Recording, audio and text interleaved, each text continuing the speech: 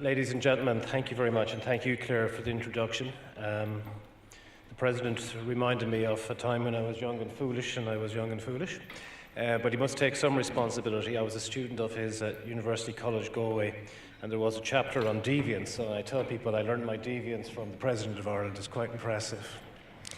I'd particularly like to address the topic of today, but first of all to acknowledge our event partners, Accenture, Merck Partners, Vodafone, and our media partner for today, Irish Independent and Sunday Independent. We thank you very much for your support. I've no doubt that we will have a really enjoyable and thought-provoking, and it's already been stimulated by the President. There's certainly no shortage of big issues facing business to capture our imagination. And from that perspective, there's always going to be pressing challenges, always fresh opportunities, and you deal with them every day in the workplace, in your businesses, as you try to make those right decisions, navigate the changing market circumstances, and provide a quality of services to your clients, customers, and colleagues. The broader economic environment, of course, will dictate the parameters of those choices. And in the past year, for many businesses, this has changed. The Irish economy is on a solid growth trajectory, once again, which is really very welcome. But we certainly do face new challenges ahead as a result of Brexit, and of course with the new US administration.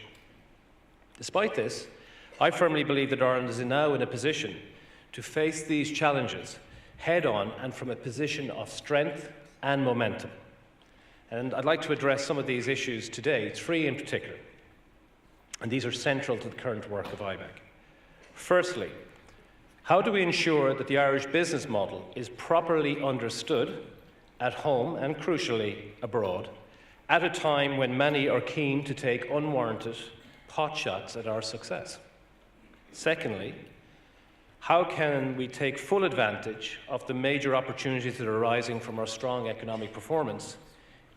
In particular, how can we press on with this strong economic performance to deliver the investment and much needed investment, not just in physical infrastructure, but as the President said, in social infrastructure as well. Thirdly, how can we ensure that a business, national and EU level businesses, how can we best position those to confront the very significant challenge that Brexit will give rise to?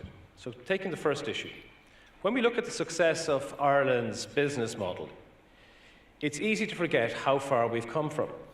Ireland set out its stall over 60 years ago with a blueprint devised by the visionary public servant and economist, the late T.K. Whittaker, to move Ireland away from protectionist self-sufficiency towards a more open island economy. A number of subsequent factors capitulated Ireland from a small peripheral nation with a low economic activity to a highly competitive country with living standards amongst the highest in the world. Key milestones include the establishment of the Industrial Development Authority in 1949, the Anglo-Irish Free Trade Agreement in 1965, and Ireland joining the then European Economic Community in 1973. But right up to the modern day, the role played by the base erosion profit shifting process from the OECD, something I'll return to later, and the completion of the European single market, has meant that Ireland has now fully embraced the globalisation of business and economics. And yes, a core plank underpinning this rise in our global business model is our corporate tax rate. But this is just one small part of a multifaceted business offering, which also includes our young, highly educated workforce and our rich ecosystem of collaborative research. All of this together means that Ireland is one of the most globalised, trade-dependent and competitive countries. The recent global financial crisis hit Ireland hard, but the perception that the Irish had, like Icarus, flown too high has been challenged by the strength of our subsequent recovery. The level of output is now above what it was during the Celtic Tiger era, with all sectors of the economy returning to growth last year, driven by increased productivity and supplied by capital investment, private capital investment. Our public debt ratios are also plummeting. A huge balance of payment surplus is indicative of a vibrant business model, Crucially, unemployment continues to fall and is due to dip below 6.5% this year, with all sectors of the economy benefiting. We can also expect to see growth of about 3% in GDP in volume terms in the year ahead, and this will be underpinned by consumer spending and private investment. So what is going on in Ireland? This is something that international observers are very keen to know about, and it is our duty as business leaders to provide the correct narrative and interpretation of what is actually going on. Surely, they'd say, given Brexit and the new competition from the United States to bring manufacturing jobs back home, the uncertainties for Irish business and its business model has never been greater. True, any reversal in global trade and the withdrawal of the largest co-joined trade partner from the EU must be bad for Ireland. And whilst these are very substantial threats, which I will return to, Ireland's commitment to remain fully within a post-Brexit EU will provide some countervailing opportunities. These remain in the category of known unknowns as of now. However, there is one crucial known known for Ireland, and that is the OECD work on the corporate taxation process. The OECD process has established that tax policy must be matched by substance. Ireland, with its long-established, decades-long track record for corporate investment and its common law legal structures, is perfectly positioned to benefit from the global restructuring of firms seeking locations of excellence and substance. Ireland has indeed experienced a cascade of such corporate substance in the last 3 years alone, with the consequent flow of output pushing GDP levels to heights that have attracted much scepticism, both internationally and domestically. But the truth is, for a small open economy, Ireland is the best example of EU success across a range of sectors. It is important that we appreciate this success at home and make sure that it is understood in Europe and further afield.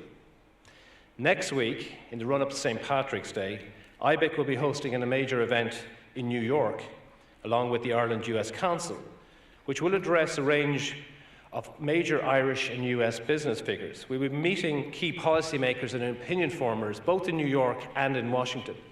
And we'll be communicating a fairly simple message: the depth, substance, and resilience of the Irish business model. To just give a snapshot, Ireland is home to all of the top 10 global technology companies, 18 of the world's top 20 pharmaceutical companies, and our food and drink sector is the largest net exporter of dairy ingredients, beef and lamb in Europe. We will see some other examples in the panels later today in the aircraft leasing sectors. Many reasons can be attributed to this continued success of Ireland's business model, but substance is typically overlooked. And yet substance is precisely what has been built up over the last quarter of a century. Outward direct investment from Ireland matches foreign direct investment. Irish household net wealth is only exceeded by Luxembourg in the European Union, and the population has increased by 30% in a generation. In a world where substance matters, Ireland is well positioned. We have the substance and we have the tax strategy to match, and this reality needs to inform our economic choices. But this isn't happening. Which brings me to my second theme, around investment. As the President pointed out, I've been an economist for the best part of 25 years. I have never been more confident about the Irish economy. And people who know me know I've been confident for quite some time. I have never been confident than right now. In fact, I cannot believe the narrative that exists about the Irish economy domestically. It's not just a marginal misread of what's going on. It's a gulf from the reality of what we're experiencing. This is a society, in modern terms, is experiencing an oil find. The oil find is the corporate migration and the intangible assets that are being moved into this country that are deriving a flow of income and, most crucially, corporate tax revenue that allows us to change very dramatically our economy and take on the challenges that we've talked about. In fact, at this time of great opportunity, we still seem to have not shaken off the austerity mindset. This despite the fact that across so many headings, whether it be in growth rates, tax revenue, debt ratios, or employment, We were in a place unimaginable only a few years ago. Our policymakers must, of course, deliver sensible management of the public finances, and none of us want to go back and experience in our lifetimes the severity of the fiscal and economic crisis we've just emerged from. However, neither must we become engulfed by the fear of the last crisis repeating itself. The best way to ensure prosperity in the years ahead and to grow a robust economy is to invest ambitiously. Ibec is disappointed that the government is not embracing this ambition. In fact, there are two recent examples of excessively cautious economic policies from government. It plans to put €1 billion annually into a rainy day fund from 2019. And in the most recent budget, it also announced that it plans to take the debt to GDP ratio all the way down to an arbitrary target of 45%, well below our international commitments within the EU of a requirement of just below 60%. To put that in context, those 15 percentage points difference is €45 billion of expenditure foregone each year.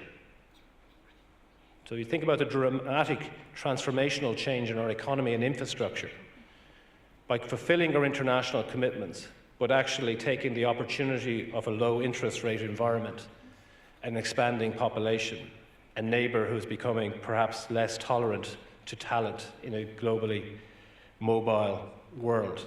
This is a historic opportunity that could potentially be missed. These are not costless policies, and they certainly do not make any sense at this time in history. They deprive the economy and households of much-needed investment and will be detrimental to the quality of life.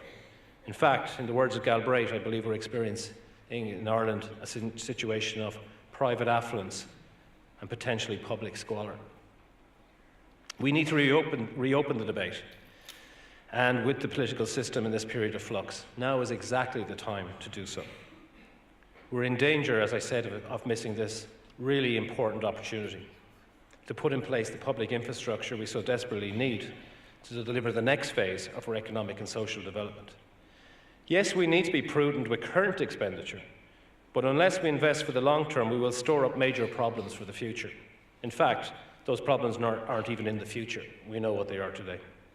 A poor transport network, a jaded health infrastructure, an undersupply of quality housing, and an education system at capacity will not only hold the country back economically, it will cause social problems that could easily spill over into our politics. The often inaccurate political narrative that has festered in other countries around the pressure that immigration puts on public services is a cautionary tale. If we don't act to ensure capacity constraints on services are proactively addressed through investment, we risk a similar dynamic emerging here. Ibec has been beating this drum harder and louder over recent years, and some are beginning to grasp the urgency of the problem. But a political process too often convulsed by short-termism and with an eye on the next election has failed fundamentally to react.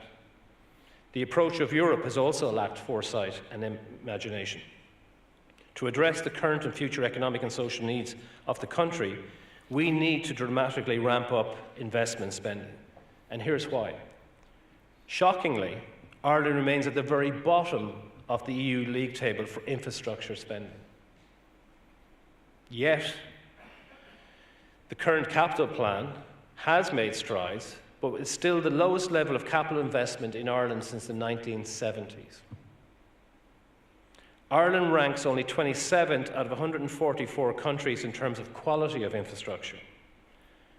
Our cities are in a global race for investment, but we lag behind competitors when it comes to infrastructure, sustainability and the cost of doing business. Dublin ranks 15th, Cork 33rd, Limerick 89th globally in terms of congestion. And yet we have the fastest growing population in the EU. Over the next 25 years, Ireland's population is expected to grow by another 30%. And coupled with this, we will also be home to the EU's youngest population. So with borrowing costs currently at all-time lows, it has never been cheaper to borrow money or gain access to this finance. So the case for investment, I think, is pretty compelling. The question is how? Yes, the government will remain the primary funder of infrastructure projects, but there is a growing role for the private sector. There has been far too little thinking to date and far too much resistance to new ways of doing things. If established funding models aren't delivering, then we need to think again. The government must embrace creative and innovative funding sources of finance, infrastructure delivery and planning. One potential route is to adopt the funding mix such as direct capital investment by the state, public-private partnership arrangements, EU support through the new European Investment Bank as it sets up office here in Dublin, and Ireland's own strategic investment fund, potentially arising from the sale of state assets. In order to take advantage of this window of opportunity of low private sector borrowing costs, it is vital that the government increases its ambition around public-private partnerships and reviews the current arbitrary cap on their use. The EU fiscal rules remain a hurdle. They make eminent sense when it comes to day-to-day spending, but not when applied to vital, long-run productive investment. Since 2015, Ibec has been leading the call for governments across Europe to seek flexibility on EU fiscal rules, and thankfully, there's now a consensus building that changes are required. The Commission's Juncker plan to provide new EU funding is another step in the right direction. Of course, ensuring that capital investment is spent wisely is a priority. There is no point having the resources if we invest in the wrong projects at the wrong time and in the wrong places. The current government's consultation on the national planning framework is critical and is an opportunity to show real ambition around long-term planning. Ibec has a project team working on a region-by-region response. We look forward to providing a detailed and constructive contribution to this process. Political momentum will, of course, be required to move this agenda on, and business is concerned that the current political climate lends itself to kicking the tough decisions down the road, if there was a road. Political forces need to galvanise behind the investment agenda, and we need to ensure that the government shows real ambition. Just moving on to the third and final part of my address today. This is the issue, particularly the most pervasive in terms of media coverage, the issue of Brexit. Since the UK vote to leave, developments have been rapid and dramatic. The outcome has reshaped British politics, significantly increased economic uncertainty, and will dominate much of the domestic and European agenda for years to come. At a time when Europe should be looking to the future, the EU has again been cast back into a period of crisis management. For Ireland, the relationship with our closest neighbour, ally, and of course competitor, is set to change fundamentally. The task is to ensure that Irish interests are protected and advanced as we move towards formal exit negotiations. This demands a sophisticated national response, and for Ibec, it's a key priority. Prime Minister May, in her Lancaster House speech, clarified the context. The UK has adopted an increasingly definitive and combative position, which demonstrates little regard for our trading relationship and for relations with other EU member states. A UK departure from the current EU customs union, as mooted by the Prime Minister, is of particular concern. Such a move could seriously disrupt trade between Northern Ireland and the Republic, but as crucially, between East-West, between our sea and air trade routes with Britain. And at the same time, the suggestion by the UK government that it may reduce business tax and cut regulation highlights the competitive threat the UK presents to the Irish business model. A comprehensive free trade agreement with minimal trade barriers is desirable, but fair competition must underpin any new EU-UK relationship. This will require clearer ground rules, along with effective arbitration and governance structures to ensure legal certainty and recourse when disputes arise. The Ibec approach to Brexit is threefold. We need to respond swiftly in areas within our control. UK suggestions that it may slash corporation tax to shore up their attractiveness as an investment location is an early but unsurprising indication of the new post-Brexit political and economic reality. Over recent years, Ibec has repeatedly highlighted the competitive threat that the UK's increasingly pro-business tax regime and others are now beginning to take note. Far too often, the domestic policy debate seems to exist in a vacuum, uninformed by trends and developments elsewhere. This undermines the capacity of the government to respond to external events and leaves us vulnerable. This cannot characterise our reaction to Brexit. For exporters, the speed of sterling's decline is already on a par with the 1992 currency crisis. Companies selling into the UK are already 15% less competitive, and things could get worse. While businesses are realigning their cost base and moving quickly to respond to this new reality, the problem also demands urgent and concerted government attention. Every government decision needs to be Brexit-proofed. We need to aggressively confront the UK competitive challenge and at the same time position Ireland to take full advantage of the inward investment opportunities that will arise. A major overhaul of our business tax offering is required to bring the Irish offering into line with the UK. This needs to include a radical reform of our entrepreneurial capital gains tax regime, along with improvements to incentives for investment, innovation and upskilling in our small and medium enterprises. An intense focus on cost competitiveness is needed. We need to keep labour costs in line with competitor economies and avoid any decisions that will push up energy and insurance costs. And as already mentioned, we need to ramp up public investment far beyond current plans and put in place quality transport networks, housing, public services to compete internationally and thrive in the post-Brexit world. Secondly, and looking beyond the domestic policy, we need to ensure that Irish interests are protected in the complex exit negotiations and the new trading relationship in the UK. A new relationship with the UK we'll have to forge with Europe post-Brexit. This task we know will be enormous, but we have so much more to lose than others in this debate.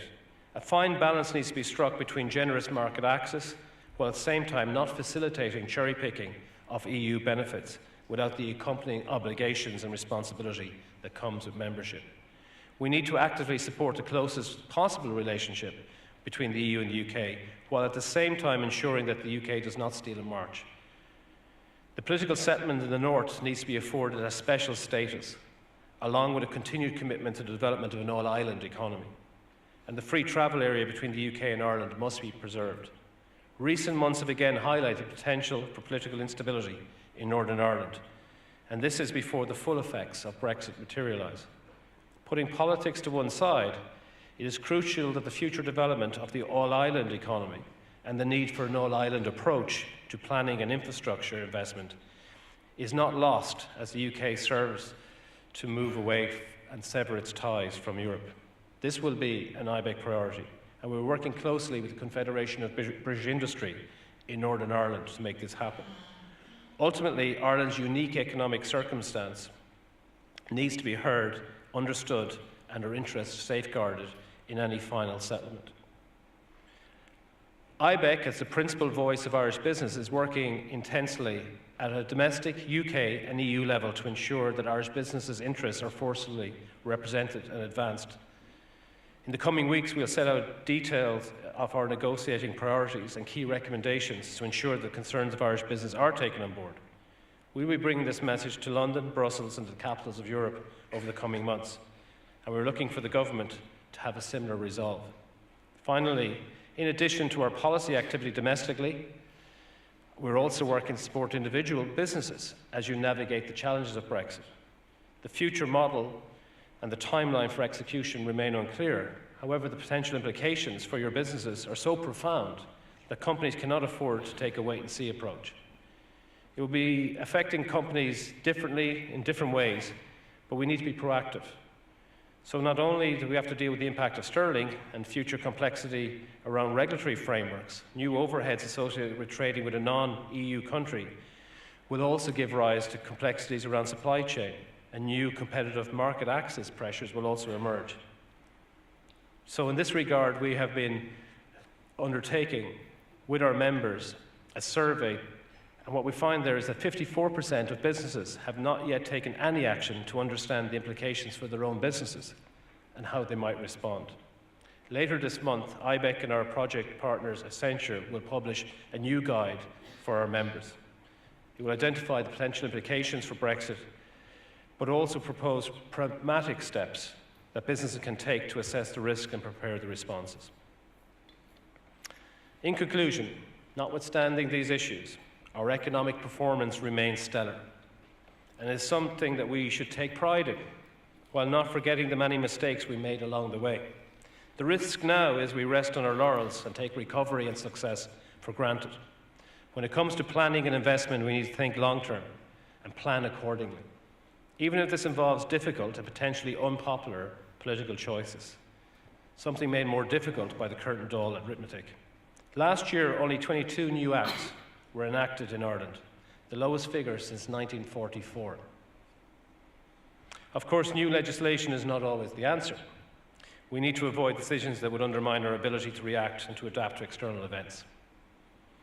So despite the positive outlook and upbeat assessment I've given you today, business is concerned about the number of new legislative proposals on labour market issues coming from both the government and opposition benches, that if enacted, will have a very damaging impact on the ability of Irish businesses to create jobs and to compete successfully. This is something that we're very mindful of. And so we've embarked on a series of high-level meetings with the main political parties, along with direct engagement with government and opposition TDs, setting out business ambitions for the future, but also identifying these short-term concerns. We will continue to do this over the coming months and years. So as we look out to the future and beyond, out to 2050, as I said earlier, I've never in my lifetime been so confident about the Irish economy. The opportunities are immense. The capacity to miss the opportunity, however, is real. And I would encourage all of us to reflect on that, both here today, but more importantly, that we take the message out and beyond, not just into our workplaces, but also into our social context, into our friends and family, that Ireland is at a crossroads, but the future is very bright if we can take the opportunities at our disposal. Thank you for listening to me, and I hope you enjoy the rest of the day, and particularly thanks to President Michael D. Higgins. Thank you.